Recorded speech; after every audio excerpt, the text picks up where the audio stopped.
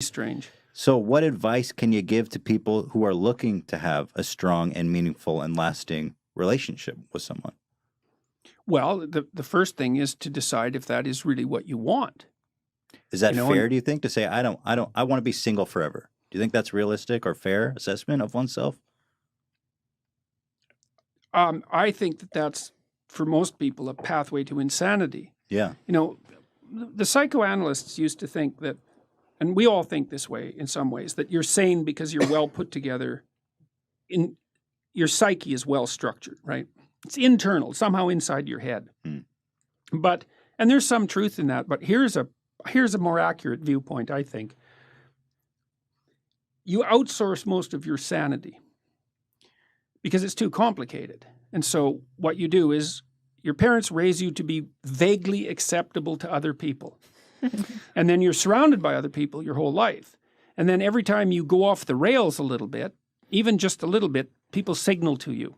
Like you make a joke, it's not that funny and people don't laugh. And you think, oh, well, I should probably rethink my sense of humor a little bit or pay more attention. Or you tell a rambling story and you notice that everyone's like lost in the distance. And so if you're civilized enough so that people don't shun you and you have people around you, then they're going to be always telling you how to not be too insane.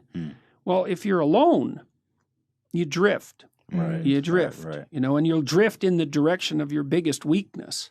And so, there are some people, maybe they're introverted and disagreeable. They're not cut out for a lot of social contact. But we're social animals, man, right to the core. Sure. And it's a suboptimal solution for the vast majority of people. I think that people are having a harder time finding, let's call them more permanent relationships, is because it's become increasingly easy to have fleeting, casual sexual relationships. I mean, Tinder is a revolution, right? It's a revolution in sexual behavior, and it's certainly not obvious that it's is it a social thing? Is it just technology? Is this what people want to be doing? Because you think the fleeting, easier, yeah, in some ways, but the technology has enabled this fleeting sexual activity. Definitely. Okay. Definitely. And that's, but we don't want to underestimate how radical a technology that is. That's especially for men. I do feel that deep down that all these people, men and women alike, are always longing for something more meaningful. Well, I think that that's generally the case. I mean, part of the reason for a relationship is sexual contact, obviously. Well, that's that you don't necessarily need a relationship for that, but that's not the reason to be with someone. The reason to be with someone, when there's a lot of them. So one is, kids who have two parents do far better. Period. The data on that is crystal clear. It doesn't mean that there aren't many single parents who struggle to do a wonderful job. Right? Yeah. That's not the same thing. It's an average issue. So you need. Plus, it's a lot of work to have kids. You kind of need to divide up the labor, especially in the first year or two, because the woman is completely overwhelmed in the first year and she needs somebody around to take care of her while she's taking care of the kid, fundamentally, or at least that's the way it looks to me. So there's that. You need the stable basis for children, and it takes them a long time to mature, and they need to learn that relationships are trustworthy, right? So there's utility and stability there. But then also, you kind of want to tangle your life together with someone, because you have someone it's like two ropes that are tangled together. It's stronger, especially during times of weakness. And you have two brains instead of one, and that actually turns out to be really helpful when things are complicated. And it builds a solidity into your life and a reality into your life to have someone who's along with you on this very long voyage. And so I think that deepens your life in a way that isn't really possible with fragmentary relationships as a single person. Definitely. And then there's more to it than that. It's like, I think of wrestling. There's this scene in the Old Testament where Jacob wrestles with an angel. He's wrestling with God, actually, which is quite an interesting. That's what Israel means, right? Wrestling with God. Yeah, that just blew me away when I learned it. It's so is that true? The true people of Israel are those who wrestle with God. Wrestle yeah, with it's God. not believe exactly.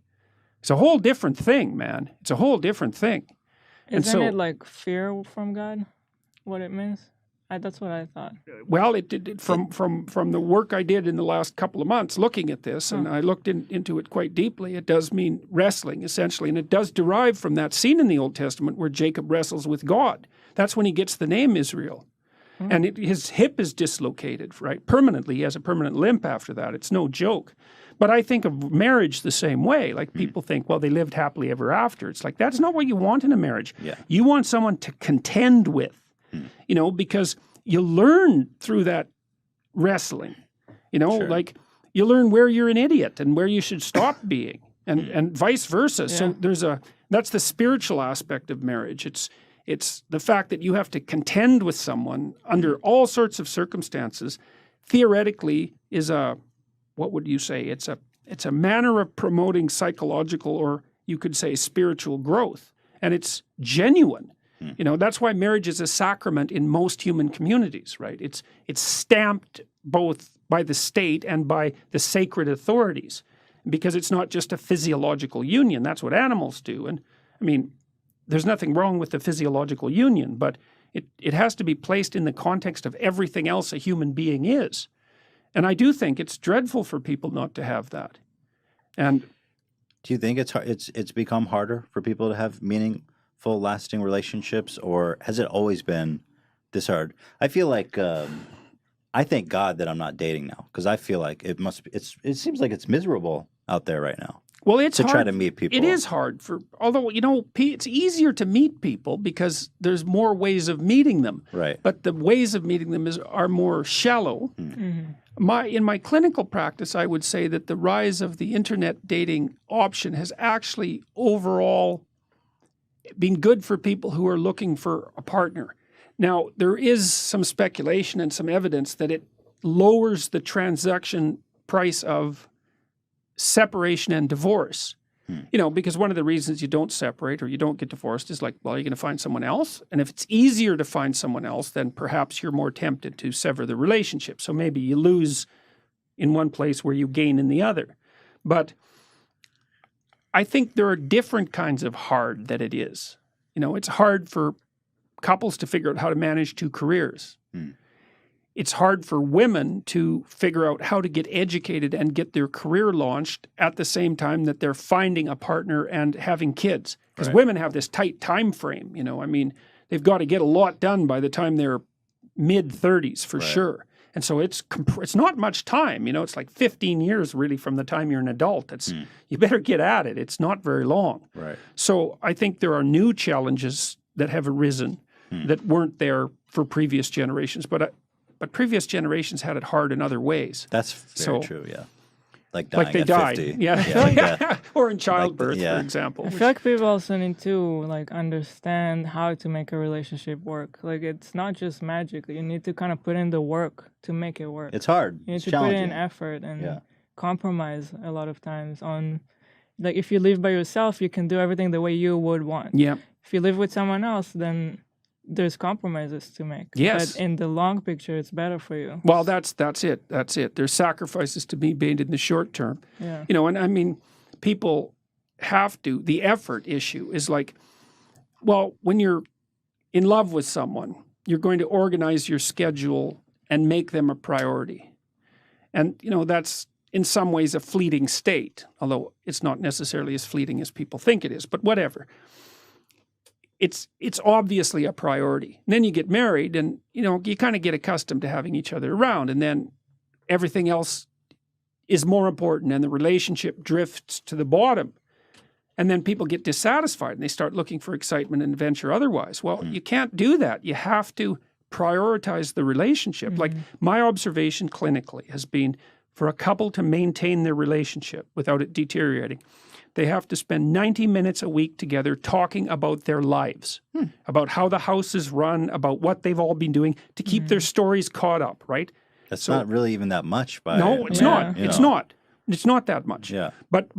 And which is a good thing. You can actually do it. And then they need to spend at least one time having a date. And 2 is better. 1 is necessary. 2 is better. You can't aim for a lot more than that because, you know, life is very busy. And if it's going to be sustainable, it has to be realistic.